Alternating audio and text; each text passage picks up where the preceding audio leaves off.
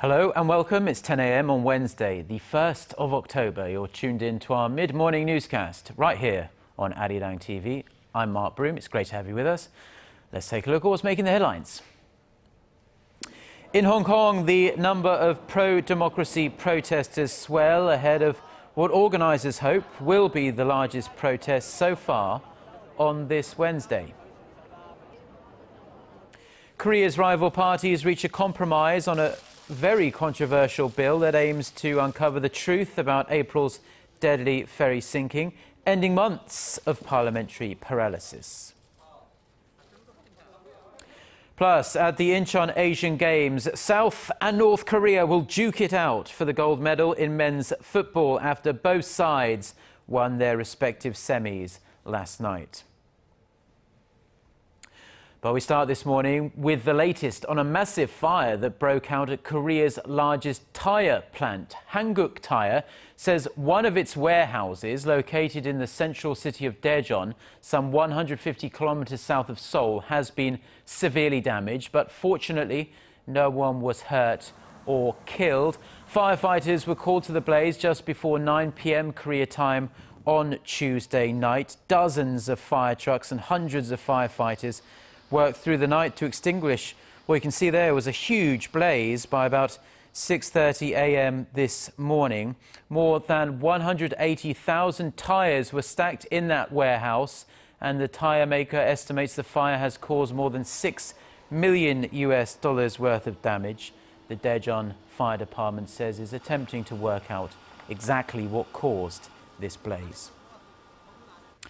Korea posted a trade surplus for the 32nd consecutive month in September, with exports rebounding from a contraction the previous month. The Trade Ministry said on Wednesday that the country's outbound shipments came to $47.7 billion in September. That's up nearly 7%, big jump there from the same period last year. Imports grew at a slightly faster pace than that, recording an 8% jump to $44.3 billion. This led to a trade surplus of roughly $3.4 billion.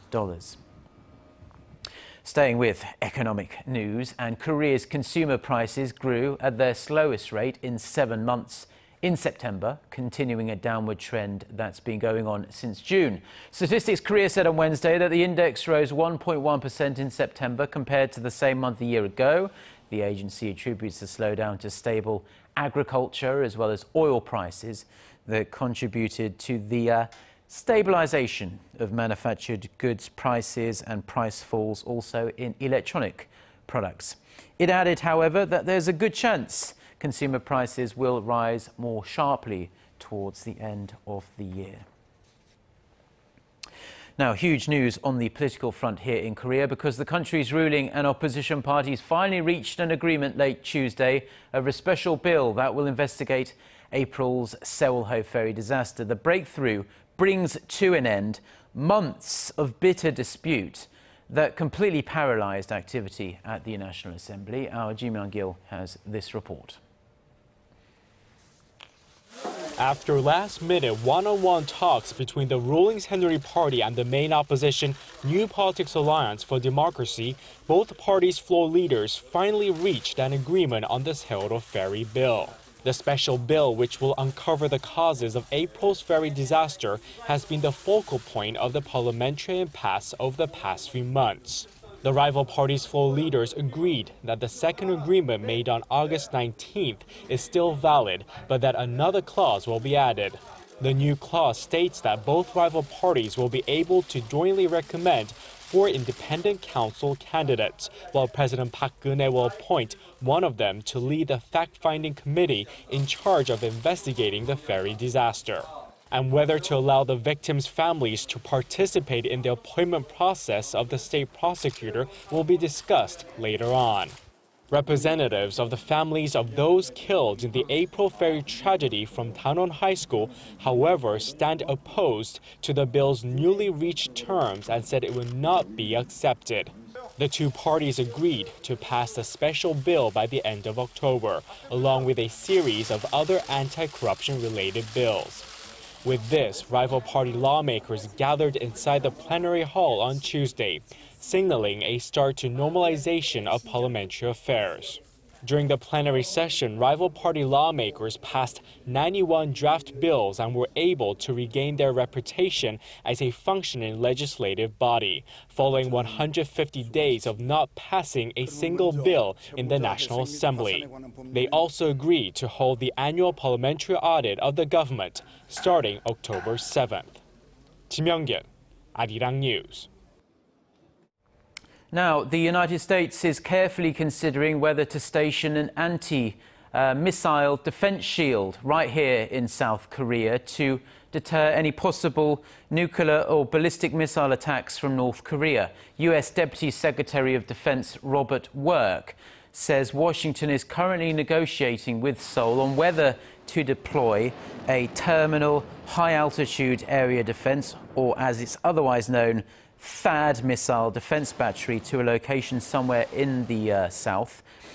During a visit to Seoul in August, he said the U.S. is hoping to establish an interoperable system between the U.S. theater missile and South Korea's Korea air and missile defense. And he noted that there were really rather low cost and high impact ways to actually link these two systems. China and Russia have both expressed deep concerns about this move, though, saying it would pose a threat to their national security.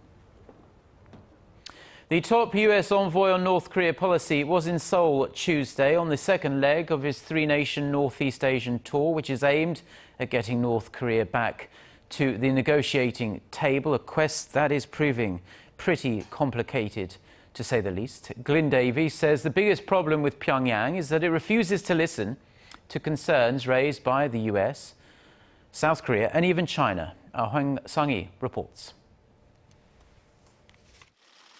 U.S. Special Representative for North Korea Policy Glyn Davies says the biggest problem with North Korea is that it's not listening. North Korea is not talking to any of us. It's not listening to any of us. And this is, I think, not the way to resolve the problems that we all face, including North Korea. Visiting Seoul on a three-nation Northeast Asia trip on Tuesday, Davies met with his South Korean counterpart Hwang Jung-guk and Foreign Minister Yoon Byung-se on ways to re-engage North Korea. The U.S. diplomat said Pyongyang has also turned a deaf ear to Washington's request to release 3 American detainees. We've sought to engage them. We've sought to dispatch senior officials to Pyongyang to talk to them. North Korea has chosen to reject our offers. I think that's a shame. That's a lost opportunity. While the refusal to talk greatly contradicts North Korea's recent show of enthusiasm for diplomacy, Davies said North Korean Foreign Minister Lee Soo-yong's UN speech shows that nothing has changed. I think it was, as we say in English, old wine in new bottles. There wasn't much different about it. It's a valid point, considering North Korea has threatened the world with rocket launches no fewer than 19 times already this year. Hwang Sang-hee, Arirang News. Well, one country North Korea is keen to speak to is Russia, and North Korea's foreign minister is currently in Moscow, kicking off the start of a mammoth 10-day visit that will take him to the farthest reaches of Russia. Officials say Lee Soo-yong will meet with his Russian counterpart Sergei Lavrov on this Wednesday to discuss ways to boost economic cooperation as well as the situation here on the Korean Peninsula. There's also speculation they'll discuss ways to resume the multilateral talks, known more commonly as the six-party talks, which are aimed at finding solutions to Pyongyang's nuclear weapons program. Now, after meeting with Lavrov, the North Korean foreign minister will embark on an odyssey around Russia's Far Eastern areas. He will then head back to Pyongyang next Friday, October 10th. Said that a team of South Korea.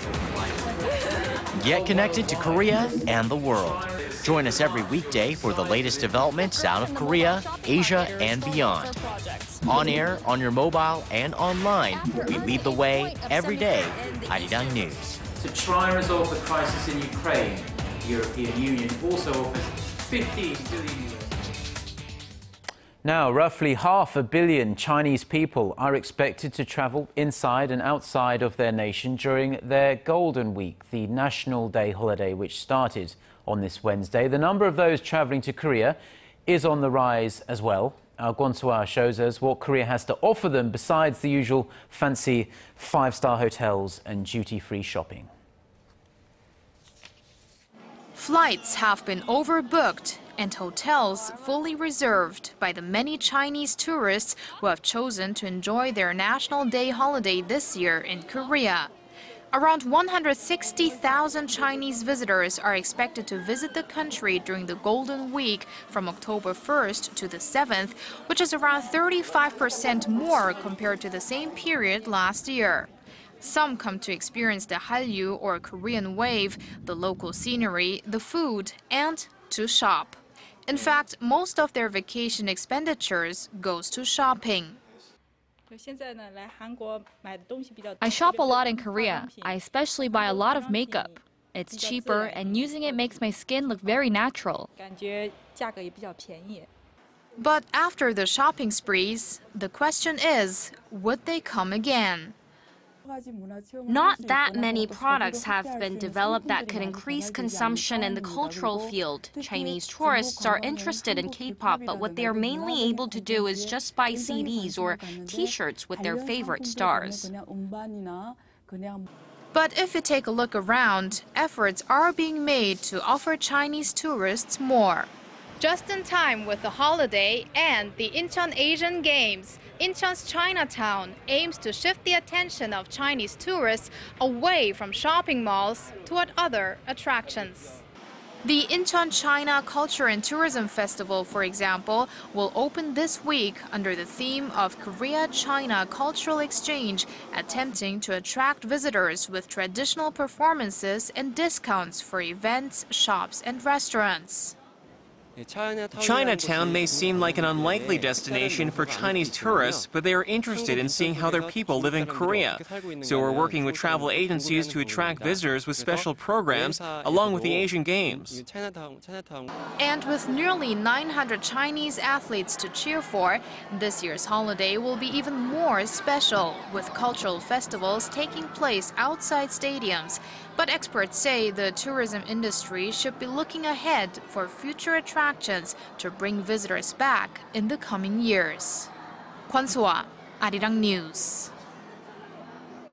Now, this year marks the 450th anniversary of William Shakespeare's birth. And to mark this very special occasion, an adaptation of Romeo and Juliet will hit the stage right here in Korea. Our cultural correspondent Park Ji-won reports. The Korea National Opera presents the most famous love story of all time, Romeo and Juliet. French composer Charles Gounod wrote the opera version of this tragic yet beautiful story of love, fate, and death. It took him 28 years to complete and premiered in 1867. To mark the 450th anniversary of Shakespeare's birth, the 5-act opera version of his play will take the stage, featuring an international cast along with Australian opera director Elijah Mushinsky, stage designer Richard Hudson, and conductor Julian Kovachev. Italy, I feel Verona as my home city. I'm so happy to share these wonderful feelings with the Korean public, with the Korean National Opera, all musicians, because it's difficult to put out all these feelings what the composer put in, which is a special color, which is French. World-renowned Italian tenor Francesco De Muro, Russian soprano Irina Lungu, and Korean opera singers are preparing to put on an intense and emotional performance. The opera will be staged for 4 days from this Thursday to Sunday and will run again during the Daegu International Opera Festival next week. Park Ji-won, Arirang News.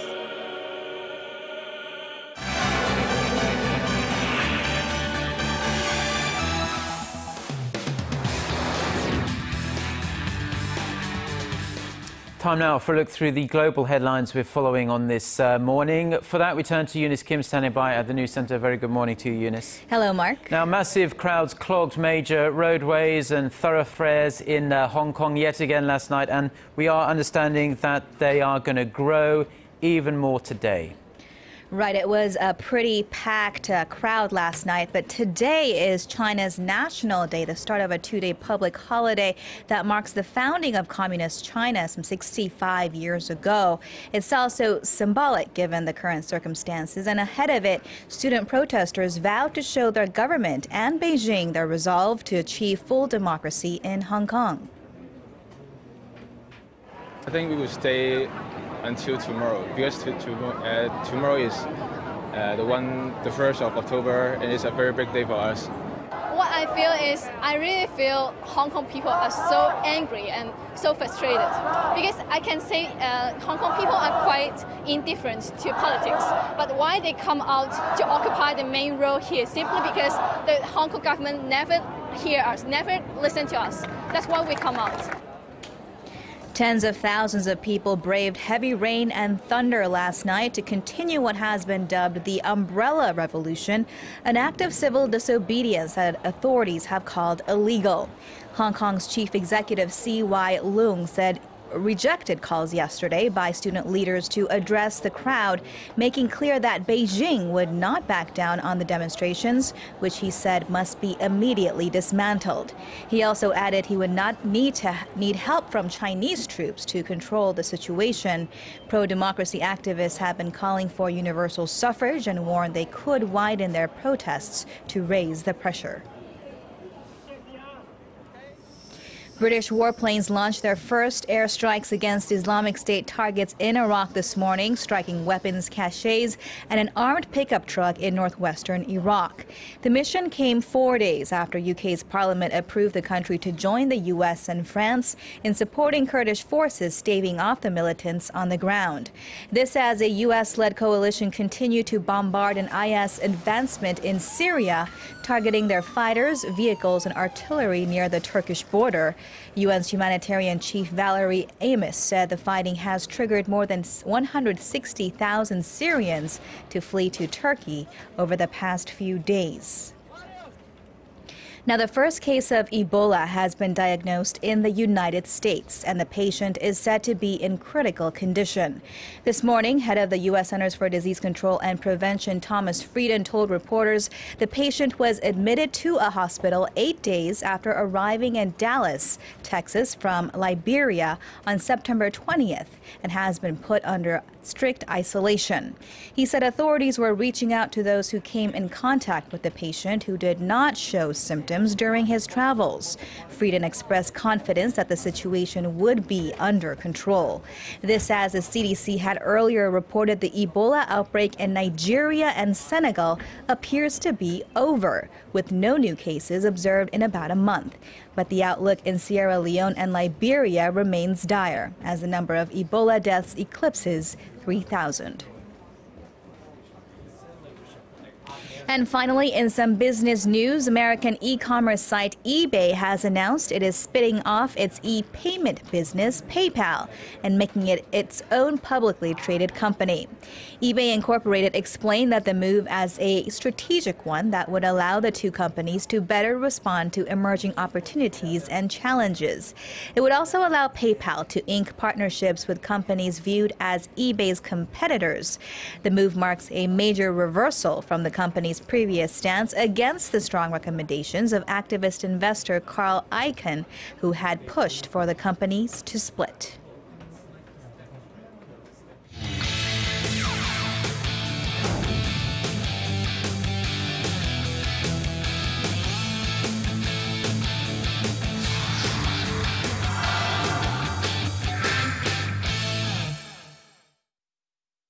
And a good Wednesday morning to you all as we continue on with our 2014 Incheon Asian Games coverage. And quite a busy day on Tuesday as a number of gold medals were claimed by South Korea, one of which made one Korean a triple gold medalist in Incheon. And it's 28-year-old Lee Na-young, who after claiming the individual all-event bowling gold, became the first Korean triple gold medalist in Incheon. with the score based on the combined total score of individual 2-person, 3-person, and 5-person events. Lee Na-young scored a total of 5,132 points for an average of 213.83 points per game during the Incheon Asian Games. And now shifting over to sailing, where South Korea added a number of gold medals in the sailing competitions on Tuesday. And they were all very impressive, whether it be the gold medal in the men's Hobie 16 Open Multi-Hull, the men's 470 sailing race, or the men's laser race. But none more impressive than the gold medal finish in the men's Optimus sailing event. And that's because the gold medal winner in the event was a 13-year-old Park Sung-bin, as he finished first, receiving just 16 penalties in 11 races.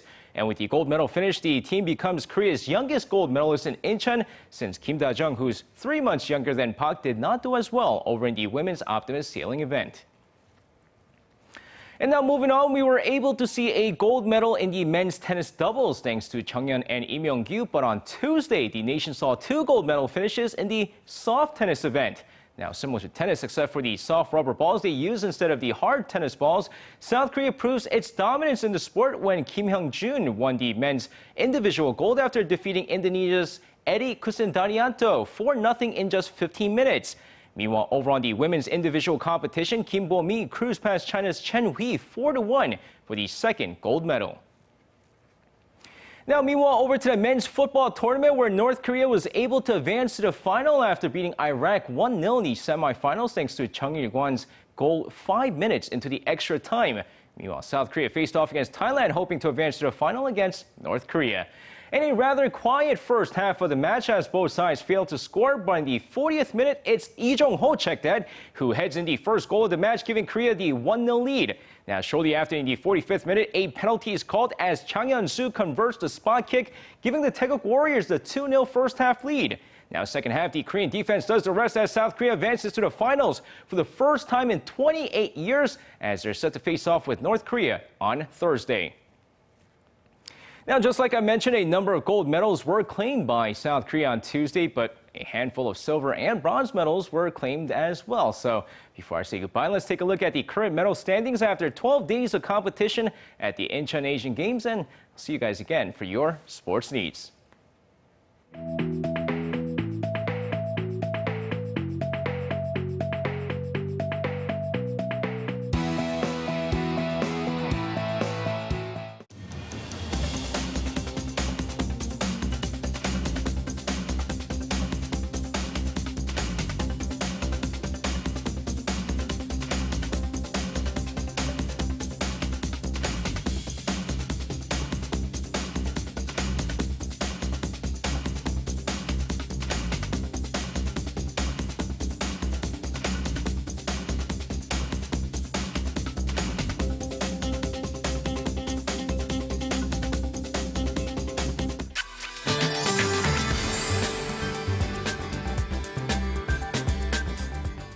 Good morning.